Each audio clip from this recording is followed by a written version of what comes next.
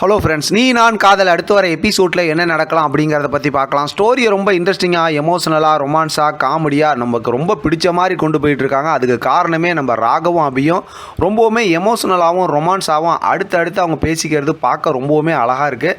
அதுவும் இன்றைக்கான எபிசோடில் நம்ம ராகவும் அபியும் ரொம்ப எமோஷனலாக லவ்வபுளாக பேசிக்கிட்டாங்க.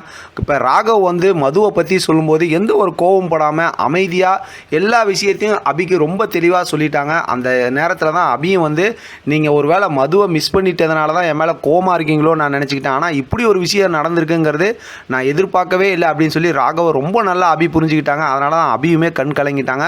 ரொம்பவுமே சூப்பரான ஒரு மூமெண்ட்டாக இருந்துச்சு இன்றைக்கான எபிசோடில். நீங்கள் எப்பயும் சொல்கிற மாதிரி நம்ம ராகவ் அபியோட ஜோடி ரொம்பவுமே சூப்பர் தான். சரி, இப்போ நம்ம கதைக்கு வருவோம். தெலுங்கு வெர்ஷனில் இருந்து தமிழில் டிஃப்ரெண்ட்டாகவும் இன்ட்ரெஸ்டிங்காகவும் ஸ்டோரியை கொண்டு போய்கிட்டு இருக்கிறதுனால ராகவுக்கு ஏதாவது பெரிய ஆபத்து அந்த மாதிரி ஒரு எமோஷனல் மூமெண்ட் ஸ்டோரி கொண்டு போயிடுவாங்களா, இல்லை ஆகாஷுக்கு அந்த மாதிரி ஒரு மூமெண்ட்டை கொண்டு வந்துருவாங்களா அப்படிங்கிற மாதிரி நினைக்கும் போது இடையில பார்த்தோம்னா அணுவை கொஞ்சம் கொஞ்சமாக பைத்தியமாகவே பார்த்தோம்னா சுந்தரி மாற்றிக்கிட்டு வந்துட்டு இருக்கிறாங்க. அது மட்டும் இல்லாமல் இன்றைக்கான எபிசோட் லாஸ்ட்டில் பார்த்தோம்னா ஒரு சூப்பரான ஒரு செலிப்ரேஷன் மூமெண்ட்டை கொண்டு வந்துட்டாங்க. ஏன்னா அடுத்து ஒரு 2 நாளைக்கு எபிசோடு இருக்குமா இல்லையானே தெரியல. இவங்களை நம்பவும் முடியாது. ஸ்டோரியை எப்படி வேணால் நமக்கு கொண்டு போவாங்கங்கிறது தெரிஞ்சது தான். ஆனால் இதுக்கு இடையில ஏதாவது சின்னதாக ஹிண்ட்டு கொடுத்து அந்த ஹிண்ட்டு மூலமாக முரளியை பற்றி கொஞ்சம் கொஞ்சமாக உண்மையை வெளியில் கொண்டு வந்துக்கிட்டே இருக்கிறாங்க.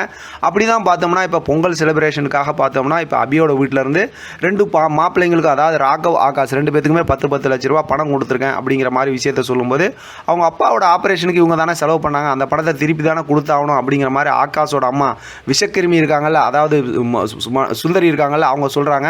ஆனால் உடனே ராகவ் அபியை காப்பாற்றுறதுக்காக பேச ஆரம்பிக்கிறாரு. இருந்தாலும் அபி டக்குன்னு ராகவோட ஒய்ஃபு தானே நான், அதை திருப்பி கொடுத்து தானே ஆகணும் அப்படின்னு சொல்லிட்டு செம்மையாக மூக்கு அறுத்து விட்டாங்க அப்படின்னே சொல்லலாம்.